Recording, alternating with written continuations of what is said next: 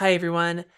I am going to do this plan with me stuff. Well, let's first say hi. Welcome to a live. It is the 25th of September, and if you can hear me okay on the live, please let me know in the comments. And if you're here on the replay, let me know in the comments that you're here so I can be like, woohoo, people. I have decided, instead of doing this live show style, I was going to do this with a plan with me, but really not talk too much about the planning, but just treat it more like a story time video. The reason being, there's a handful of reasons. The first reason is that I am a little in my head about this to talk about my experiences with multi-level marketing because I recognize that it's a very sensitive subject for some people who are still in it, or for people who have not really experienced the more predatory aspects of it. And so, as a people pleaser, this puts me in my head. Secondly, the second reason is, well, because it puts me in my head, having something to do with my hands while I'm talking about it, I think will be helpful.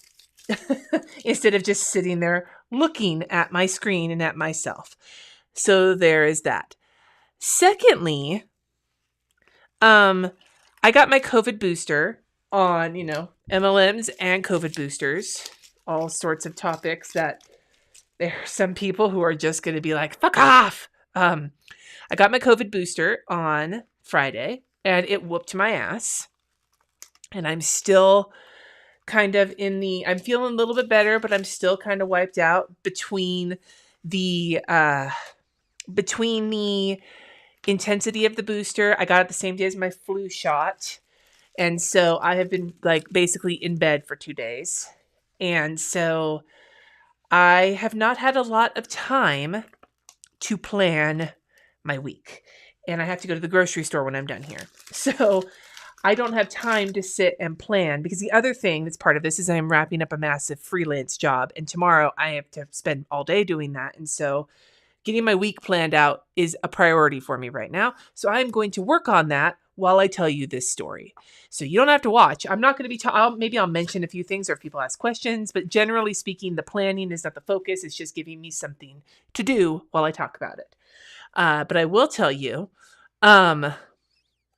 Museum Christiane Designs kit. It's basically the same kit as last week. It was a $2 Tuesday kit I got when she was doing all the kits for the year or something. But this is like a more mauvey pinky one. And I've just got some pink looking Simply Gilded washi tapes to use with it. Anyway, I've got the burps. Okay. So moving forward, let's talk. So first and foremost, a disclaimer. The disclaimer is I do not consider myself to be a martyr in this particular situation. I am a grown-up, and I was a grown-up, and I made my own choices. And those choices were not the best of choices. Do I feel like I got taken advantage of? Yes. But I do not want to leave anyone with the impression that because I feel like I got taken advantage of, I have no culpability. I think that there's a very fine line to walk when it comes to something like multi-level marketing. Like, where does you draw the line between where the Financial Diet actually had a really good conversation about this on one of their videos. They were talking about where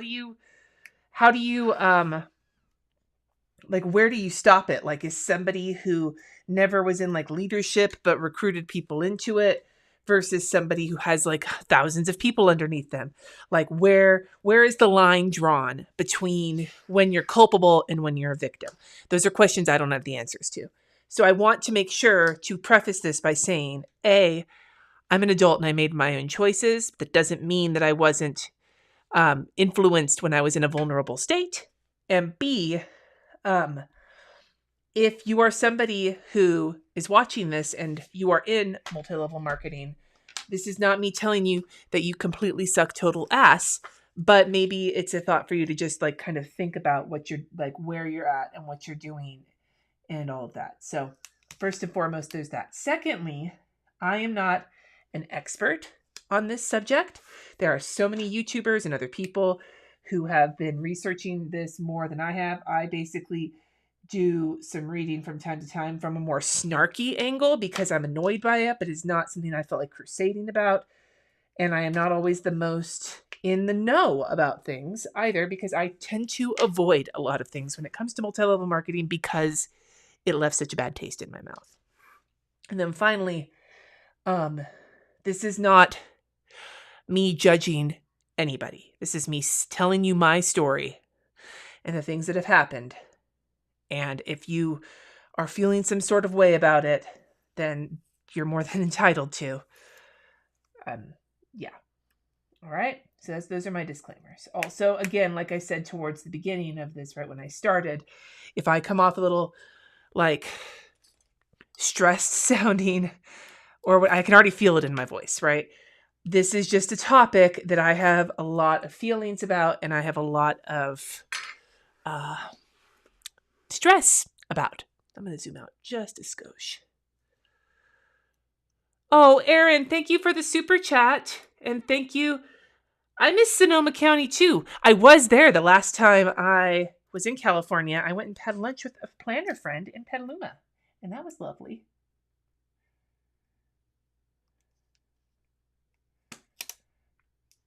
Oh my God, I can't do this. All right. Okay, so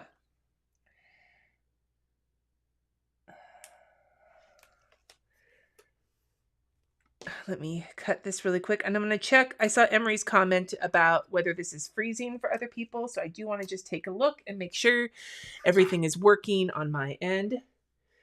Because I think Jesse is both, he's both streaming and playing video, like watching like streaming a movie and playing video games, and I'm hooked directly into the to the internet, but you never know. It says excellent connection on my end, so all right. No, YouTube, maybe I don't want. Is this the Garnet Simply Gilded roll? I don't know, maybe. It's got like I've had this for a long time, Katie, so I have no idea what this is. All right. Is it raid night? No, Jesse he's not in a guild right now. He's he just uses looking for raid when he raids. And I don't think he's raiding right now. I think he's just playing. He could be. He usually raids on the weekends when he can find a group for it. Okay. So, I'm going to keep washi taping. I'm so on edge. You guys you have no idea. Okay. So, anyway, so to preface this, for some of you, it's so funny. Okay, so I was looking at if you've ever been to the anti-MLM subreddit, it's a great place to go sometimes to just get humor and also to learn about MLMs that are new. Like, since I'm no longer I am on Facebook, but I'm like never on Facebook. I will log into it like once or twice a week just to see what's going on, but like Facebook stresses me out. So I'm not as exposed to like the newer MLMs as I was when I was heavy into that Facebook planner community, because as some of you have mentioned, the MLM world had a pretty hardcore crossover with the planner community, and maybe we'll talk some more about that as well. But most of my experiences with MLMs actually happened, well, around 18 years ago, and I can say that with almost perfect certainty because Sunny was a brand new baby when it all happened. So this will put it into context, and also the sort of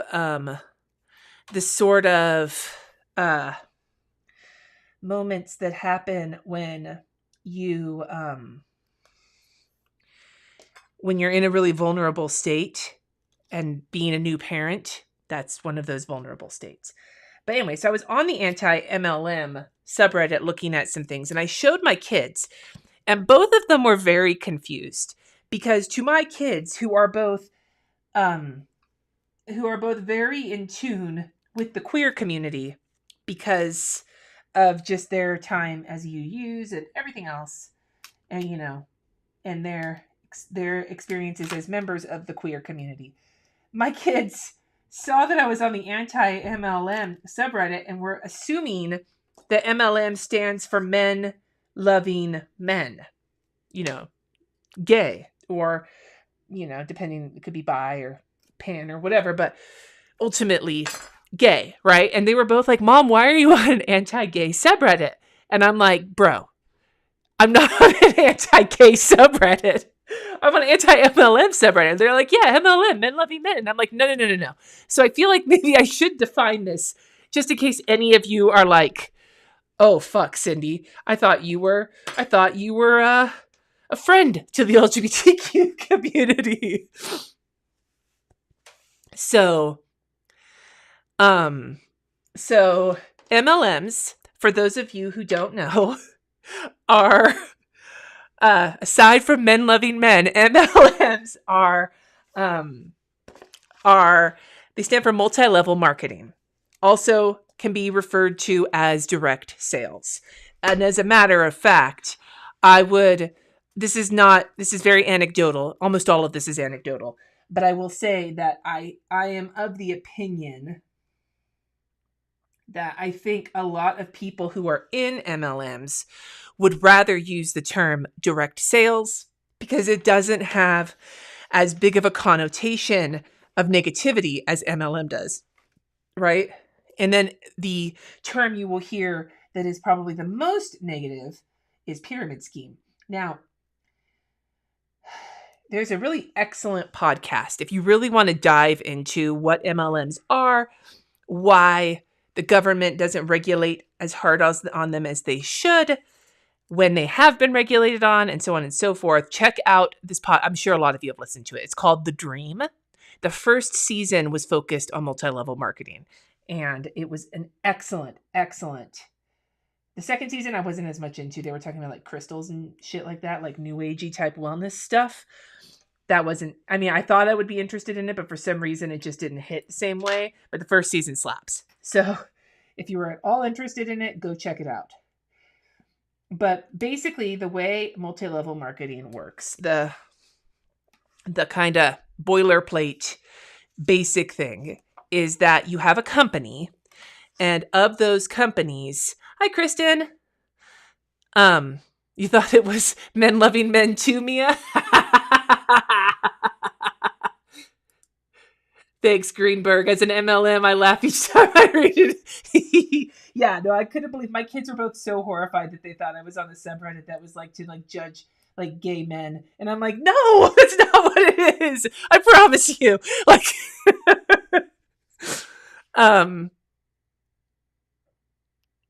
so,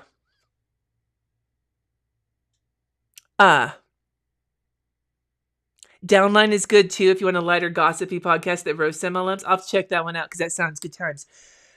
Yeah. So the way an MLM works is that you have a company, and the one, I guess maybe I'll be like first and foremost, in case you guys are curious which MLM it was that I was involved in. It was Mary Kay. We'll get back to that. Put a pin in that. So other companies, though, that you might know about that are MLMs, Avon is an MLM. Herbalife is an MLM. Arbonne, Rodan and Fields. LuLaRoe, if you guys saw that most recent of the Amazon shows about LuLaRoe. Color Street, Jamberry, I think, is one. And some of these could be out of business now. I don't fucking know. I don't pay enough attention. But there's a whole bunch. Probably the most famous of the big ones, the two most famous ones are Amway and Tupperware.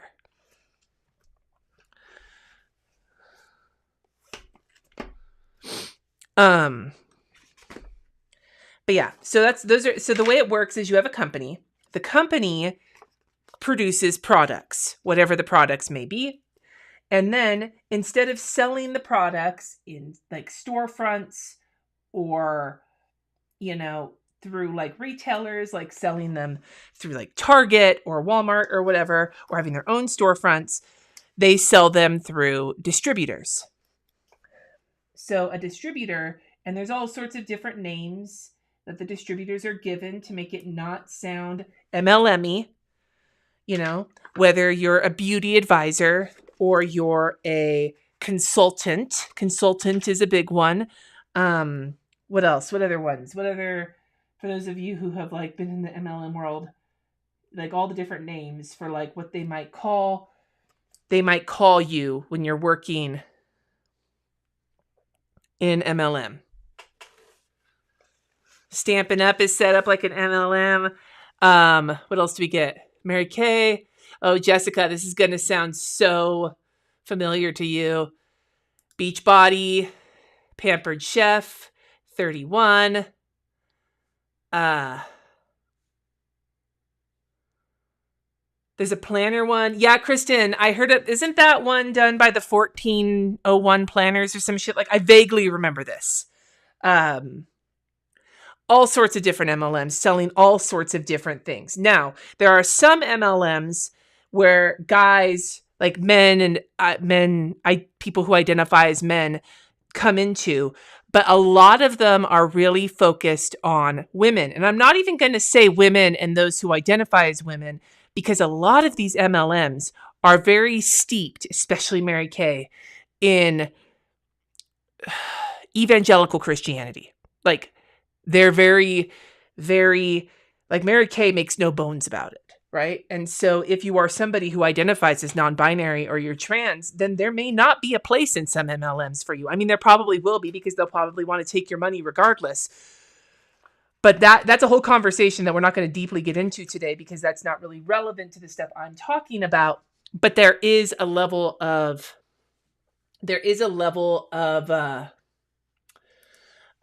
really toxic shit that comes with MLMs, that just on the religion front, like not even counting the predatory shit, but just on the religion front. So the way that it works is that you have a company that produces products, you have distributors that sell the products.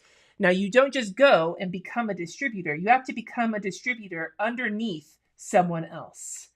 That's where the pyramid starts to come into it, right? You have here, we'll diagram it for you. Let me go past my meal plan for the week, because I have do a grocery shopping after this.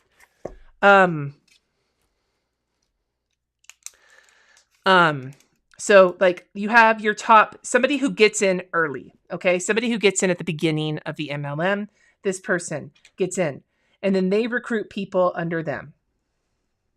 And then those people recruit people under them. And then those people, you see how it's going. You see why it's called a pyramid scheme. Well, each level of people, the higher up you get, the more commissions you make based on what is, they say sold, but it's not usually sold to customers. It's sold to distributors. So this is an important thing to remember when you're talking about MLMs. The company, Mary Kay, Arbonne, whatever, the customer for the company is not the end use person. The customer for the company is the distributor. So you get your commissions based on what the people underneath you order, not based on what they actually sold. This is important, okay? Because, I'll put this here. Don't forget. This is important because the higher up you are, the more money you make. And with most MLMs, the real money is not in selling products to people. Like, you become a Mary Kay consultant and you love their makeup, and so you sell it to people that you know. Sounds simple, right? You sell it, you get a cut of the sales. That's a way to make money, right? But the real money is recruiting more people to sell to people who then recruit more people. What you want is an order-generating machine, not a community of people. Now, it sounds like an asshole thing to say, but ultimately, if you're high enough up in the company, that's how you see people who are making hella fucking money in these MLMs, is because they have a shit ton of people underneath them ordering products, and they're getting commissions off of that.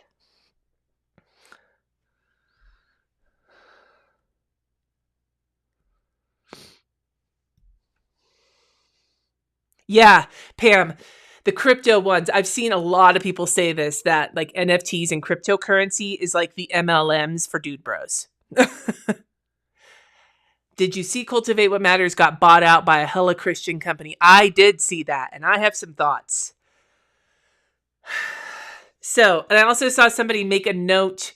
Laura, this kit is one of the $2 Tuesdays from Chrissy Ann Designs from hella days ago. I don't think she sells this one anymore. I'm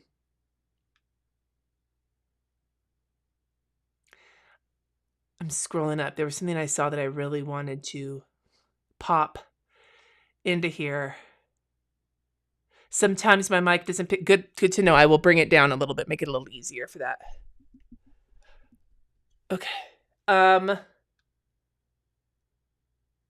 is it? Okay, well, I know somebody mentioned in the comments that a lot of MLMs are based in Utah and that they're big in the LDS community. Yes. All right. So, anyway, so that's how they work. And there is a fine line, and this is not something I'm great at describing, because pyramid schemes, which that is what that looks like, are illegal.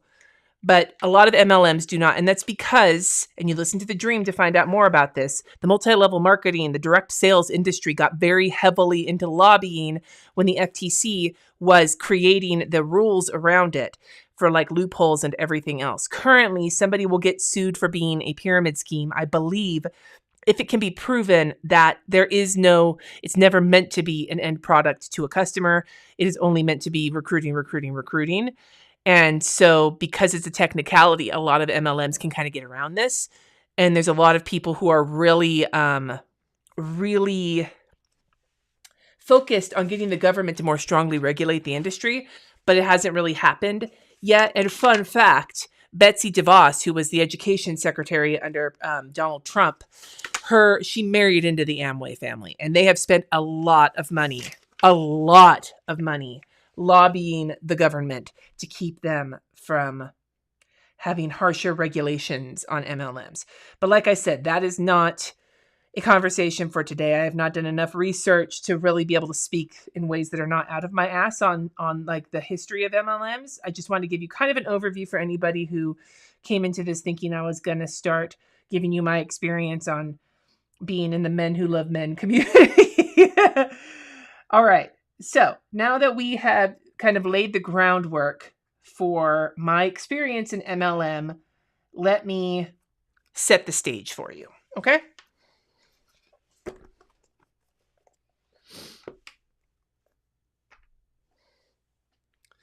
Oh my God.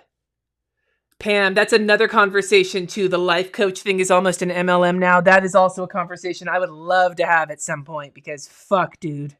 Fuck. All right. So, whoops.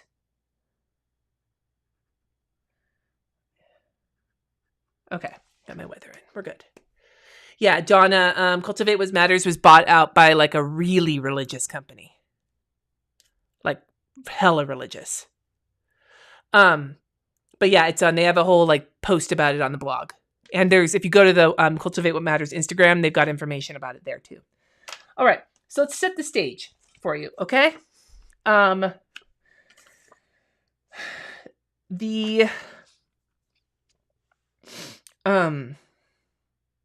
First things first, I got some Patreon posts. I don't need to speak out loud for those things. Okay.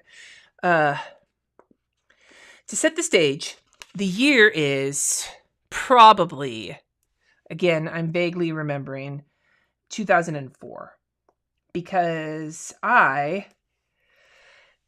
what wound up happening was that I had Sunny at the end of 2003.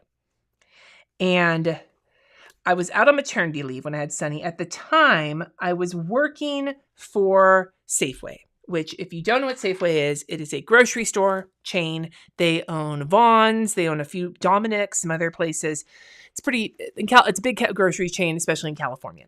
I had been working for Safeway for about 6 years at that point, and was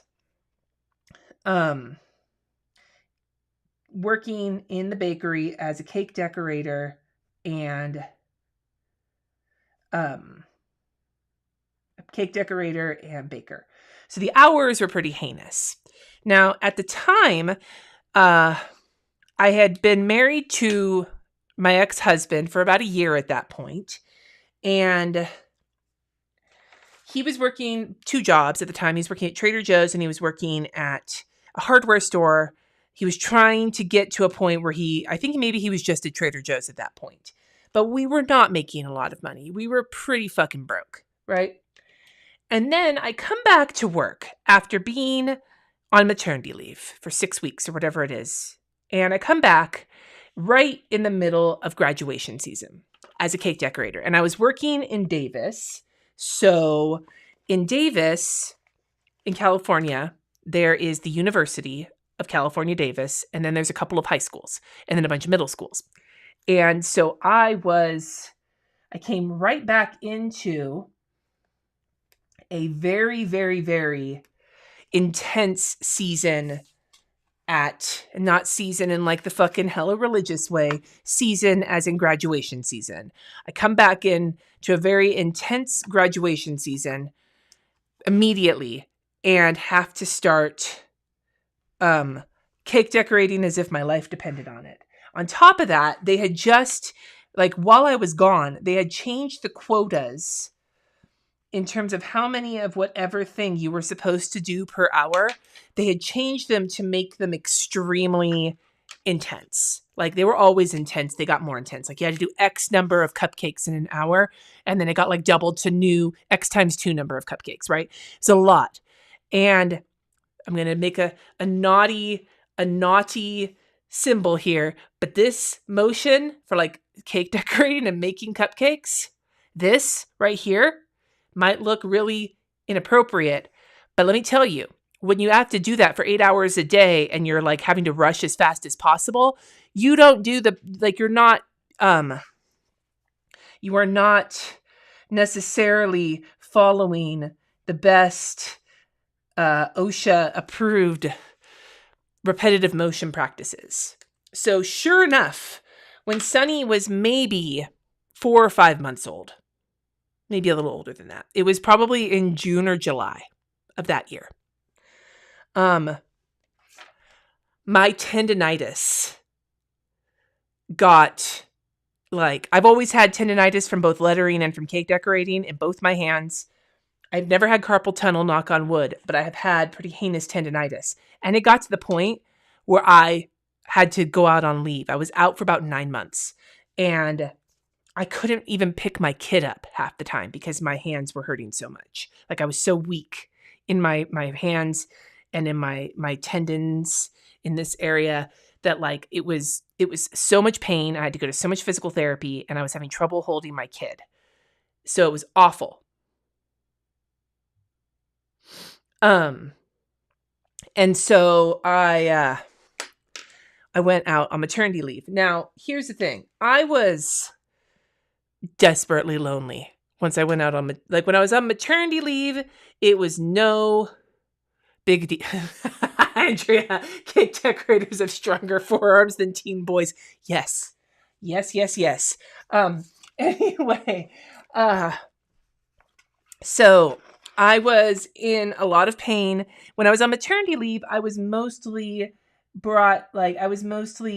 dealing with brand new baby, and I was exhausted. My mom came for about a week. My mom, fucking amazing lady that she was, she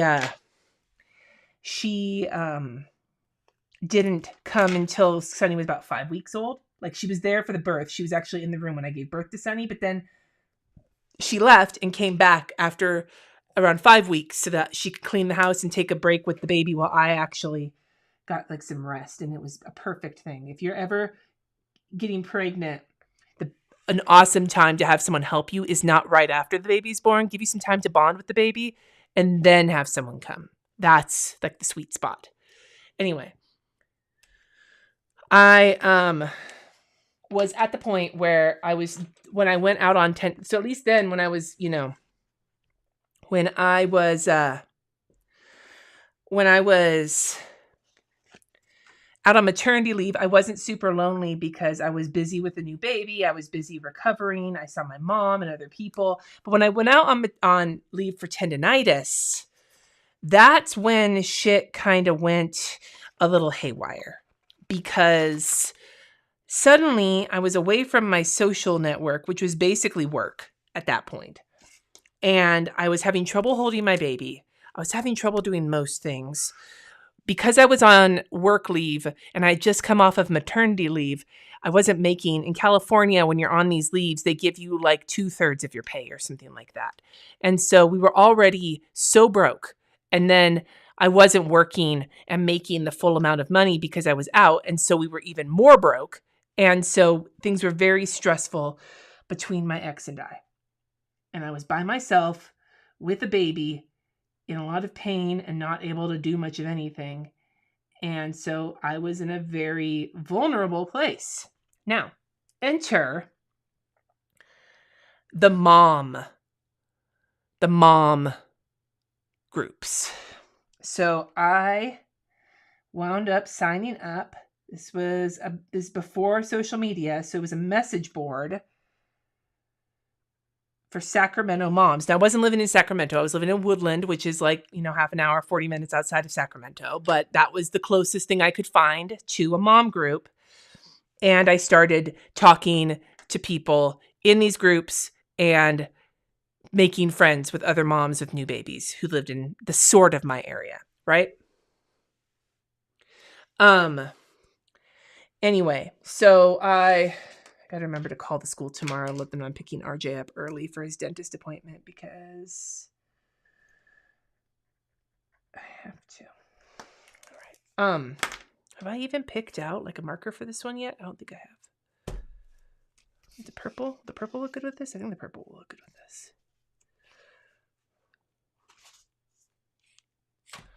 Okay, I'm talking to myself. Sorry. So I started getting involved in this mom group, and I was meeting people, and I went to a couple of meetups, and they were a lot of fun. And then one day, one of the moms in the group offered to give me a free makeover.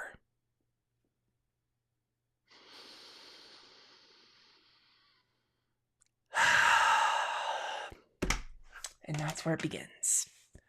So, one of the fun things about MLMs is that often the people who are in them, who are trying to find new customers, because that's, them trying to make money, etc., right? And like to feed their families and shit. Like, it's not like I can understand because I was in the same spot. One of the things that they do with MLMs is they will get you in not by being honest and upfront, but by using euphemisms. For Mary Kay, come get a makeover. Get a manicure. Ooh, you grew up in Woodland, Monica? Yeah, Edward Scissorhands. She was an Avon lady, Like, people used to talk about Tupperware parties, and that's MLM. Or like the parties I think where they're the least MLM centric would be like where they actually just say it up front because you know exactly what you're going for. I've noticed that Pampered Chef is one of those. Like, you go to a Pampered Chef party because, like, if you're going to buy something, Pampered Chef, okay, tangent.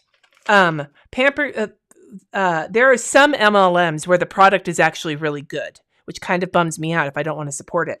But Pampered Chef is one of them. Some of Pampered Chef's products are really nice, right? Tupperware is really nice. Beachbody, their shakes are garbage, but their workouts can be really good. Not the MLM products are not always shitty, but they're almost always hella marked up. Yeah. Oh my God, Katie, there you go. The boxes you see, there was one at our bagel place in Napa that was like always there offering free makeovers, but it was Mary Kay, right?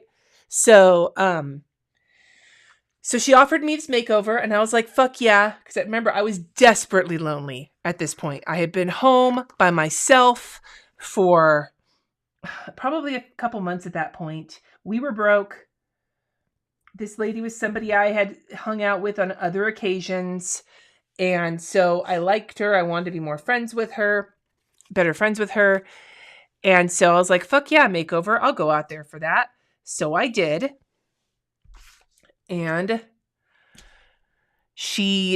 I went in, I had the little samples that you get from Mary Kay to like do your little eye makeup or whatever.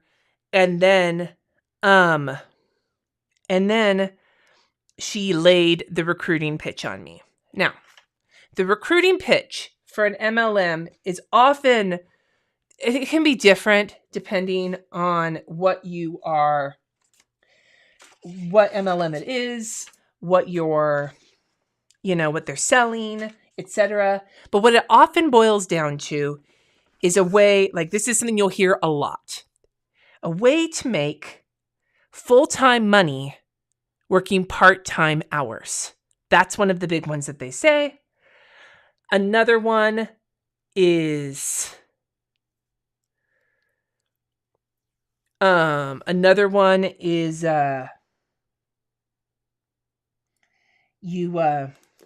products sell themselves. You don't have to actually sell anything because they're so good they sell themselves. Another one is, you're just selling to your friends and family and you can make some extra money. Do you see what I'm saying? Like there's these kinds of things that are meant to appeal to people who are in a vulnerable place. A lot of you were talking about that in the comments. I was definitely in a vulnerable place. I was out on maternity leave. It was not maternity leave. I was out on injury leave. We were broke. I was lonely. I had a baby. When I was working, I was working the worst possible hours with a boss who was kind of a jerk. I was in a marriage that was under huge amounts of stress because we couldn't afford like our rent. We couldn't afford fucking any of that shit. And so I was already in a hugely vulnerable place. And the sales pitch, like what she did with me, right? Like what did I buy? I bought like the hand cream or something because that's all I could afford. But I felt guilty if I didn't buy anything from her. I didn't even go into it thinking I was going to have to buy anything from her. I thought she was just going to give me a makeover. I wasn't really aware of what was happening at the time. But yeah, so I was in a very vulnerable place and I was like ripe for it. There's a reason that actually, hold on, I got to move this down a little bit because before Jess and Layla go to the office, I need to take Layla for her morning walk. This is hard. It's hard to plan and talk, especially about stuff that has nothing to do with my planner. That's okay. So they really got me with the whole, it's not hard. The products sell themselves, full-time money, part-time, blah, blah, blah, right? And so I was hooked. I was hooked in. And I was like, okay, well, we could really use something like this because currently I'm out on leave anyway. This doesn't even go into the fact that like I'm just now thinking about this years later. I might have gotten in trouble for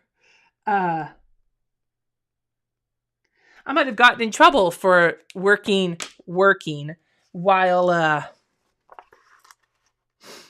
being out on injury leave, but whatever. I guess I can't do anything about that now, can I? The kid that was a baby at that point is old enough to vote, which we're getting them registered this weekend so that they can vote in the midterms. But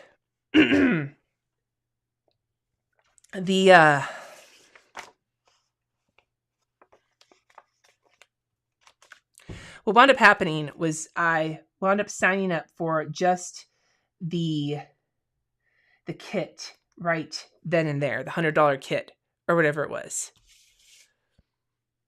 And If it had just been there, if that's where it had stopped and I had just gotten the support that I had asked for, I might not have come out of it feeling quite so pissy about the whole thing, right? If that was where it had ended, like if I had come in and signed up and then just started going on my merry way, giving makeovers to, remember I was desperately lonely. So who the hell was I going to do makeovers with except for my friends at work who I wasn't seeing at the time? But that's besides the point.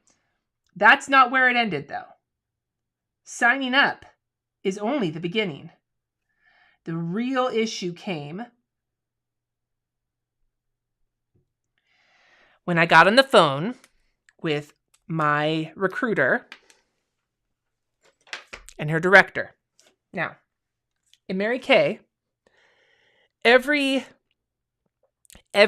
multi-level marketing has a different career path where you see how you can advance through the ranks with the more people that you recruit. In Mary Kay, at least at the time, there was a bunch of small levels, but the first big level was director. With director, you had to go through a qualification period of a few months where you had to go from like a team of 8 to a team of some other size. And then you had to bring in X number of people and X number of dollars in product ordered from the company to qualify for director. Then once you become director, you have to maintain a certain level of money and people coming in to keep your director status. Then from there, it just goes up and up and up. What I didn't know was that the person who had recruited me was not only trying to be a director, she was in the middle of her qualification period. So not only was I someone that she needed for the numbers, what she also needed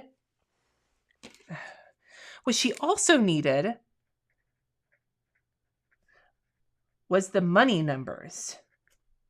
And this is where inventory comes in.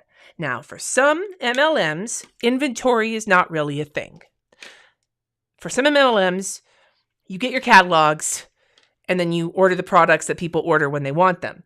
But for some MLMs, two very specific ones I can give you off the top of my head are Mary Kay and LuLaRoe. You don't sell from a catalog. You sell from your store. Like you can order things from the catalog or whatever, but what they recommend is that you can't sell, one of these things I got told during the inventory pitch, you can't sell from an empty storefront. You can't, how can you sell the product if you don't use it yourself? People don't want to, this is before the days of like online ordering was a big thing, but like this idea that like you can't sell to people if they have to wait for their stuff. You need to have it for them right when they order it. And so the pitch was to order a big chunk of inventory. Now, like to stay active in something like Mary Kay, there's like a minimum amount you have to order every month or every 3 months or something. It's some small amount, right? To keep your discount. But for inventory, at least when I was recruited, there were specific levels, right? If you ordered $600 worth of inventory, which is $1,200 of retail product, because at the time Mary Kay was 50%. So if you ordered $600 wholesale, that's $1,200 retail, right? That was like the minimum. It wasn't the minimum. Your minimum was nothing except for your starter kit. But what they made it seem like was your minimum was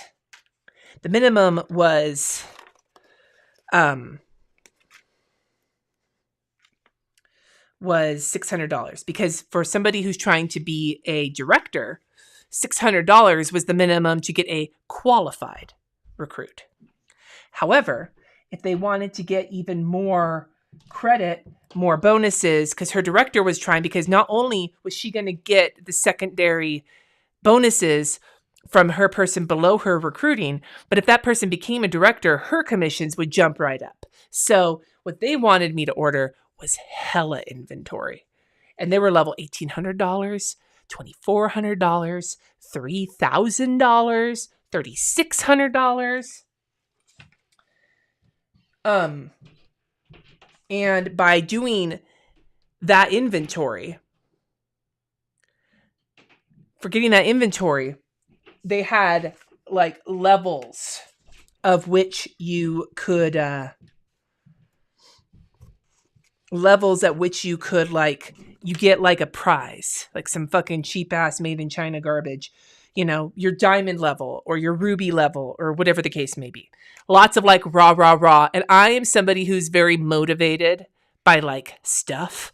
Like I am like, you know, I might not be motivated for the prestige of something, but give me a fucking trinket and I will be fucking hella motivated. I am definitely one of those people who gets motivated by like stuff. And so that hit me right in the feels. But the problem was that we didn't have any money, but I really wanted it. So enter my grandparents. I call my dad's parents and tell them I have this really great opportunity. They call it the opportunity. I have this really great opportunity. And I could do really well with it, but I need a loan, a small loan of $1 million. No, I need a loan to get the lowest level of like the upper level. So I was looking for $1,800 plus like all the extra costs like that go into it, plus all of like the businessy shit you have to order too, and the cost of your website, and just the cost. So I ordered the $1,800. My grandparents, bless their hearts, sent me the money, and I ordered the inventory. And I had all this inventory, and I was super ready to go. I was like, fuck yes, I've got this inventory. I'm going to do fucking awesome. My director was like, fuck yeah. My director in qualification, my direct recruiter was like, fuck yeah. Now we need to get you into your red jacket. So red jacket in Mary Kay is when you have recruited 3 people underneath you. So that's what she wanted. She didn't just want me to come in and get the $1,800 in inventory. They wanted me to recruit more people in, and I was fully invested. They do these meetings. They rented out this like fucking, this like, in like a strip mall type place. They had this room that was their like special Mary Kay place, and they would have like meetings where you were supposed to bring people and you could talk about your sales. And right at the beginning, I actually was doing okay. I was selling to people I knew through work and having parties occasionally. And I had recruited a couple of people, and I was like I was drinking the Kool-Aid and living the life.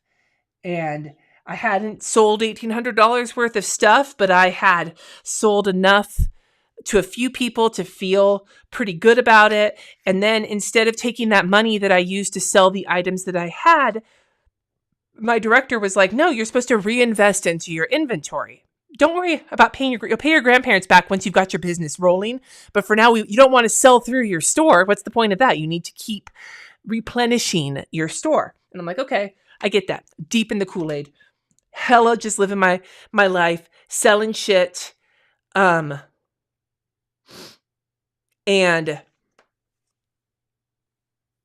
that, and so I was doing okay, right? And then probably a few months in, still out on leave, a few months in, I had run through everybody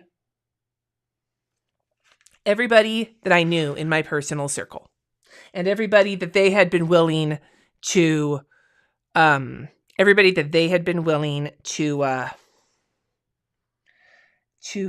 bring.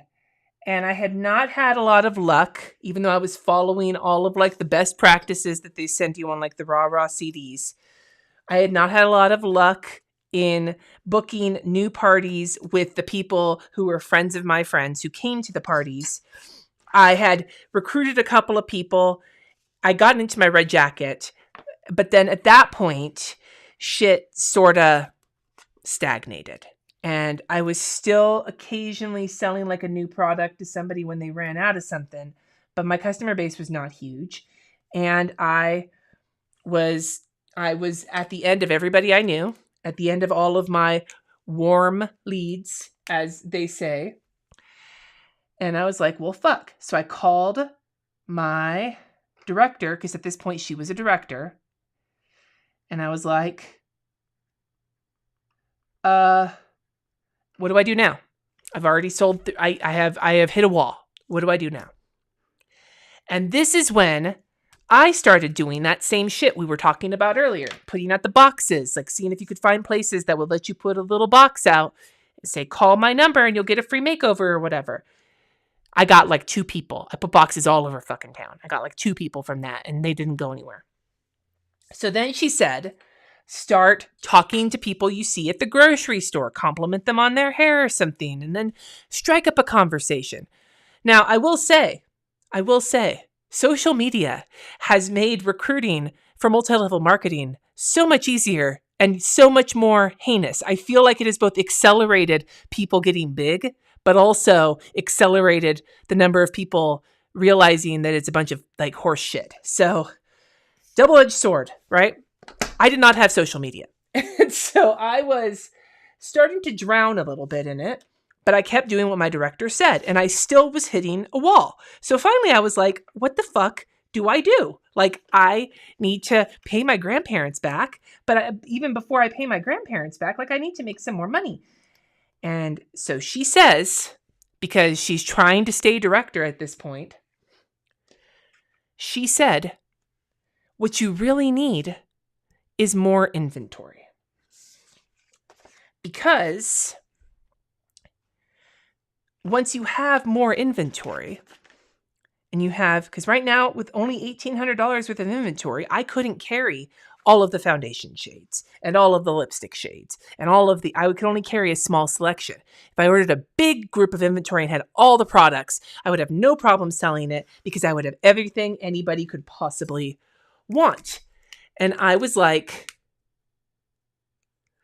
I don't know if I can do that because my grandparents already gave me money to do this and I haven't been able to pay them back yet. So how am I gonna? And she's like, don't worry about it. The product sells itself. You just need to get more of it and that will really boost you up. You'll be an emerald seller.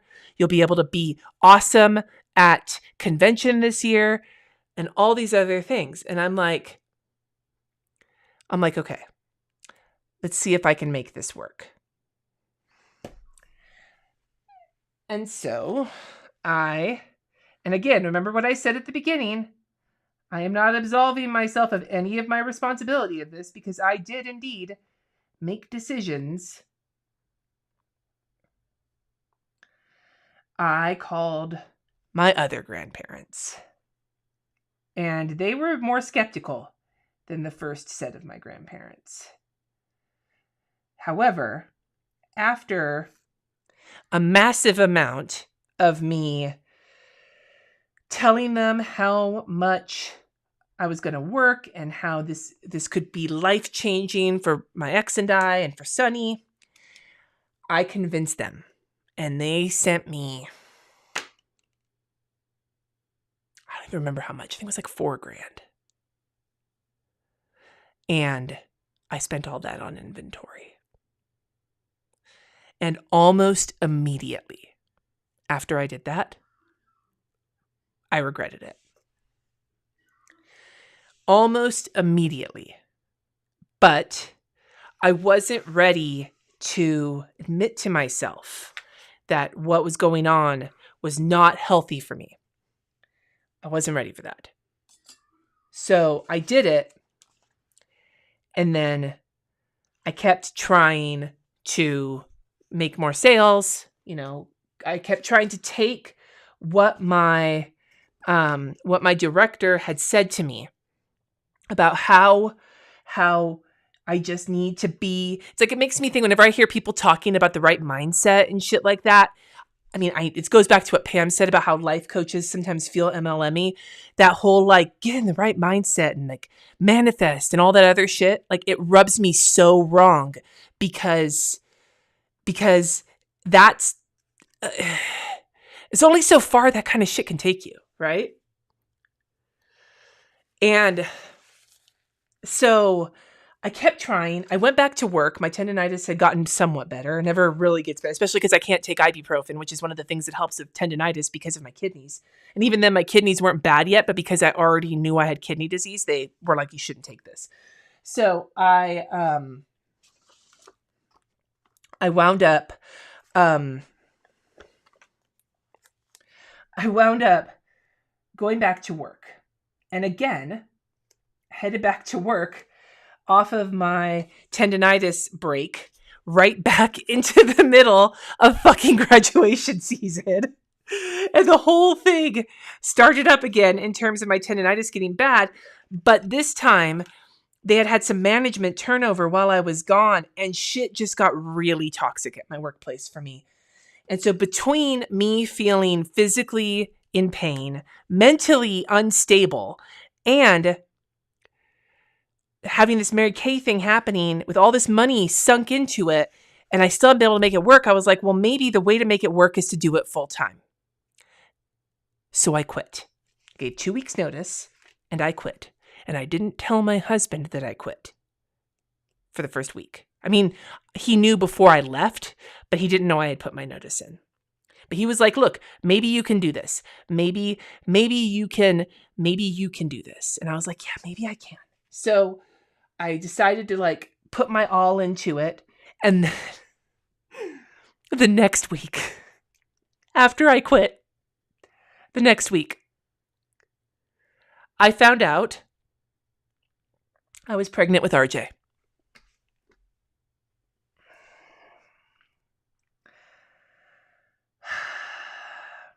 So I gave it about 2 months to try and make it work.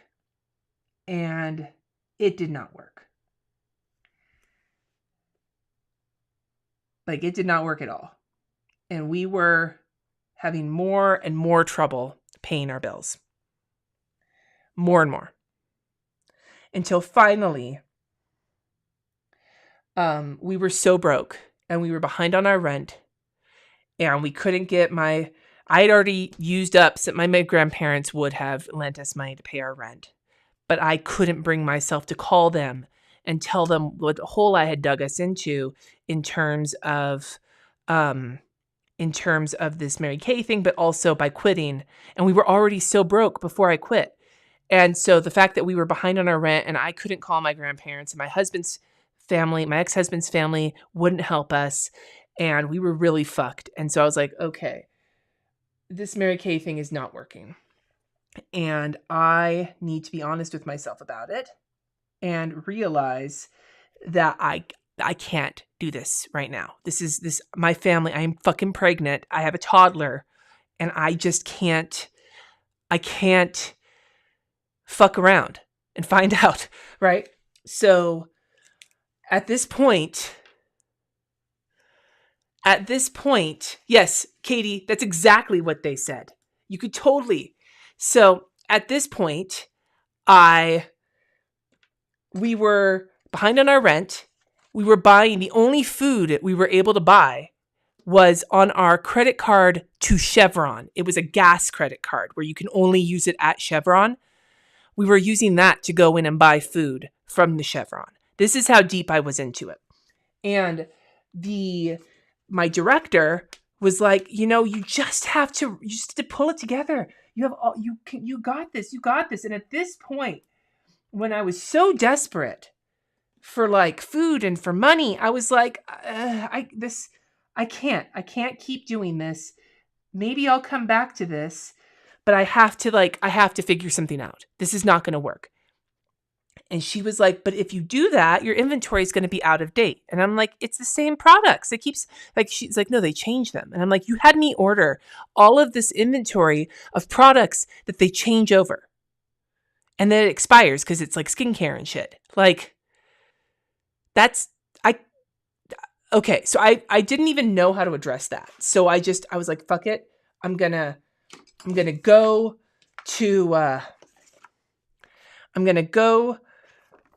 and just get another job And we're going to figure this out. Now, I've talked to some of you guys before about how when I was pregnant with RJ, I wound up getting a job at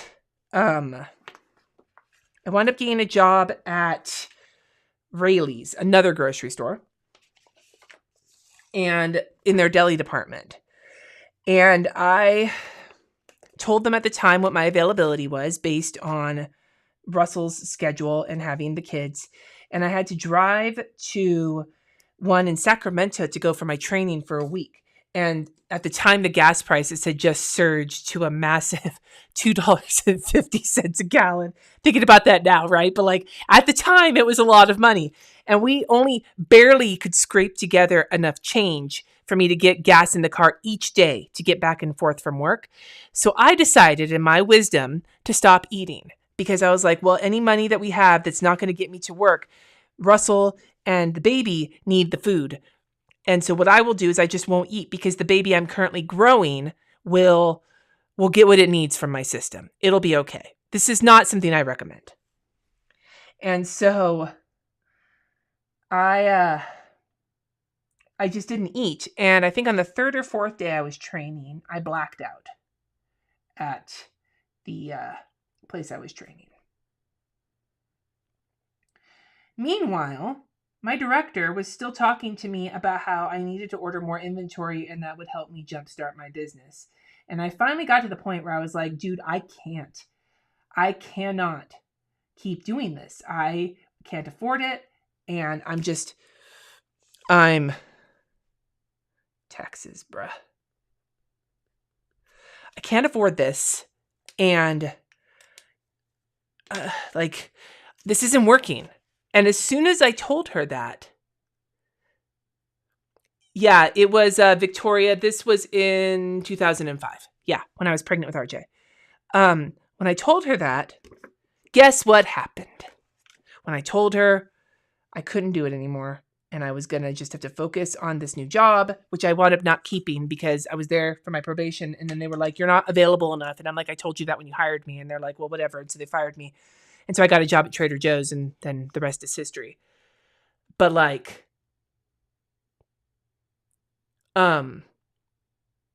but guess what happened when I told my director that I couldn't do it anymore? I didn't hear shit from her ever again. Like literally to this day. I heard from her exactly one more time. And that was the next year when I realized I was about to hit there's like a statute of limitations on the shit that you order for like their grace period as to when you can send it back. And you don't get the full money back. You only get like a percentage of it back. But there's like an X amount of grace period. And so we finally decided, because we already at that point, I can't remember if I sent it back before or after we filed for bankruptcy, because that's part of this too. This wasn't just this. There were other things going on as well. But suffice it to say, we filed for bankruptcy. And I sent back everything I could send back. And I divided it in half and sent what I got back to both of my sets of grandparents. And I was like, I'm sorry, this is all I can send you. I'm so sorry that I got you into this and that I got myself into this. I am so sorry. I wound up having a conversation with one of my grandparents when we went to visit them, and I was so embarrassed. We went up there for a trip to just drive up and visit with them with the rest of my family. And I remember sitting there and my grandma was like, we need to go have a talk in my room. And I'm like, oh fuck, when grandma pulls you into her room, you know that it's a situation, and I wasn't prepared for it, but I did it anyway. And so I went in there and we had the conversation, and, you know, she fucking loved me. But I felt so guilty. So guilty. Because as soon as I realized that it was when when the director cut me off and was like dead to me. The one time I heard back from her was when I was saying all my shit back. They have to pay back commissions when you send stuff back.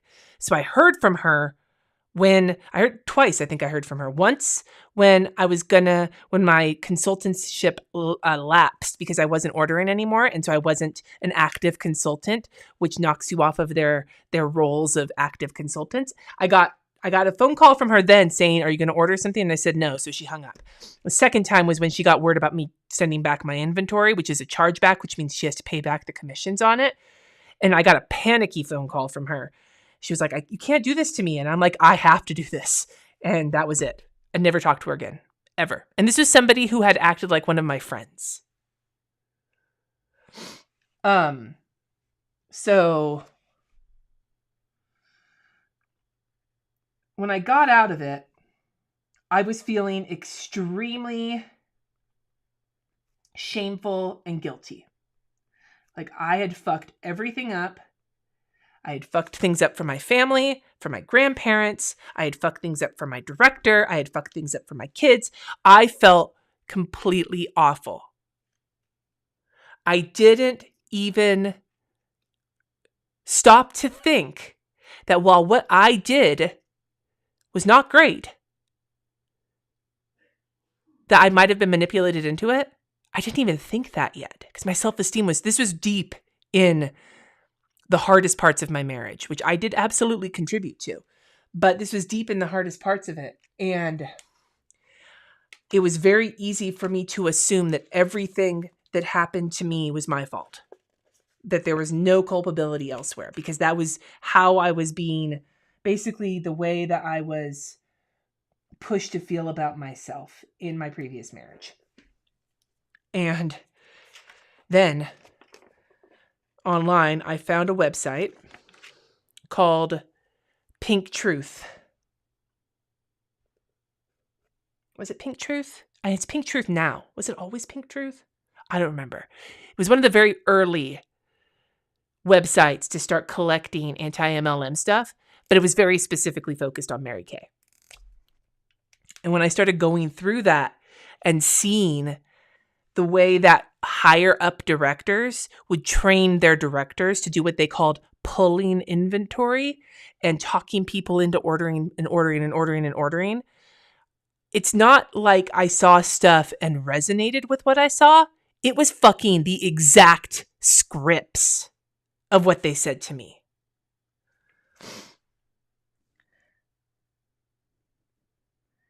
And one of the reasons that apparently I was so that they loved to hold me up as an example when I was doing good, which basically meant I was ordering good, was because I was so enthusiastic about it and I was so convinced it was going to work for me that I was a great person, like a potential director myself.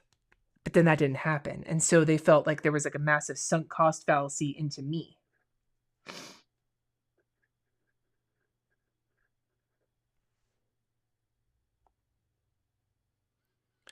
Yeah. Oh, Monica, I knew several people within Mary Kay who wound up opening accounts for family members. And I didn't think that it was a bad thing. I thought that it was just, well, this is the way that we do it. So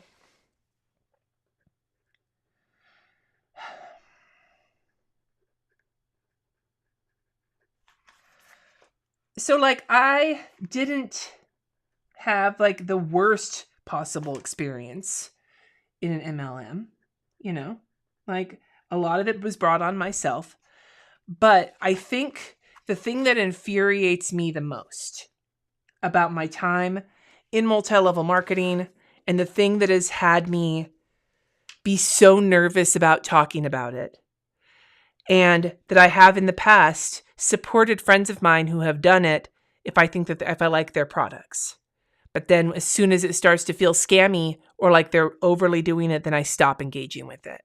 The reason why is because I remember how low my self-esteem was, how vulnerable I was in terms of finances, in terms of being a new mom, a lonely new mom with low self-esteem, in a shitty job, in a not very great marriage. I was a perfect person for them to do the picking. That's why military spouses whose husbands are deployed are like candy. Stay-at-home moms and military spouses are like candy to the people, the savvy MLM recruiters. And knowing how vulnerable I was and how easily manipulated I was, all I can feel for people who are in it is sympathy.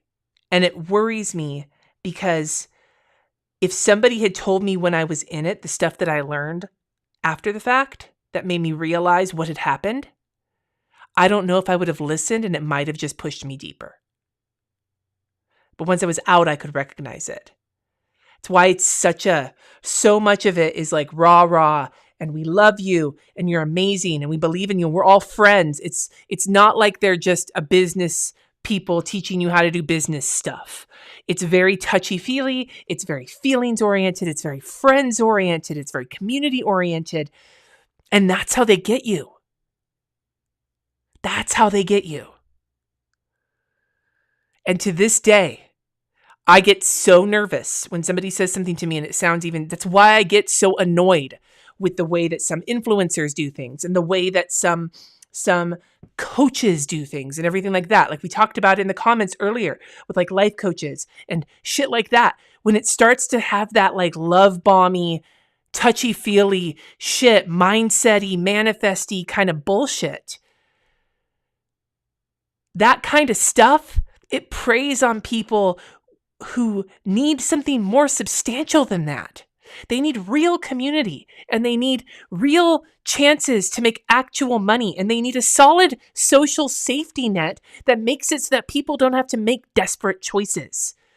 It's not just a question of changing the legislation to make things harder on multi-level marketing companies, to make it more obvious that they're pyramid schemes. It's not just about that.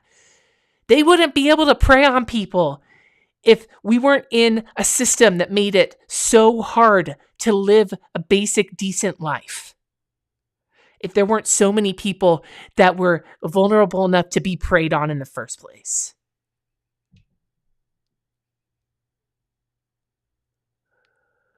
Anyway, that's all I have to say about that. We could talk more about this. Some other time, if you want. I have so much shit to do this evening, and I got to watch Hot D, and now I feel kind of good getting some of this off my chest. It's really embarrassing for me. I'm going to switch to my face. Let's switch to my face really quick so you guys can see my face. Let's switch to my face. Hold please. Hi. Look, it's me. It's me, Mario. Hold on. There we go. That's better. Wait. There we go. Okay. Oh my God. Let me change to my FaceTime camera. This one just keeps winding. Whoa, that's weird. Okay. I really appreciate you guys listening to this. It was very hard for me to talk about it because I don't like feeling this exposes a part of my life. I don't like making myself look shitty. I mean, we all kind of can feel that way. We don't like to put ourselves into situations where our fuck ups could easily be discerned. Like regular fuck ups, sure, but like deep thousands of dollar fuck ups, maybe not so much. But it felt good to talk about it because it's the thing I want to let you all know when it comes to the way I feel about MLMs is not that it's not a black or white situation. Ultimately, what you have are people making what they think are the best choices and other people preying on that for money. And even those who are preying on that for money might be doing it because that's what they were taught by people above them who are preying on that for money. And we're in a capitalist society. So getting money is considered to be a virtue.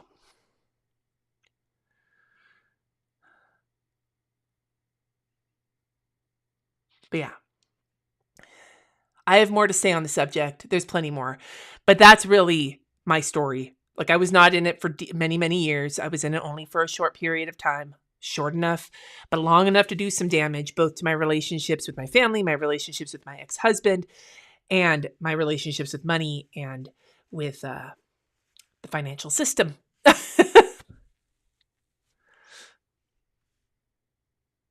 And also I will add, the people that I did bring into it, they did not even go that deep. They barely were in it at all, and then they petered out. So at least I feel okay about that. I didn't start anything heinous for anyone else. And one day we could talk about the MLMs in the planner community. I have talked a little bit about that on my podcast, but one day we can talk about that because the planner community has been a fucking recruiting bed for some time for MLMs. Not so much now, I don't think, but there was a period there. Oh yeah, there was. And some of you who have been around long enough know exactly what I'm talking about. Anyway, thank you so much for hanging out with me. Like this on your way out the door. I really appreciate you. And until next time, my dudes, peace.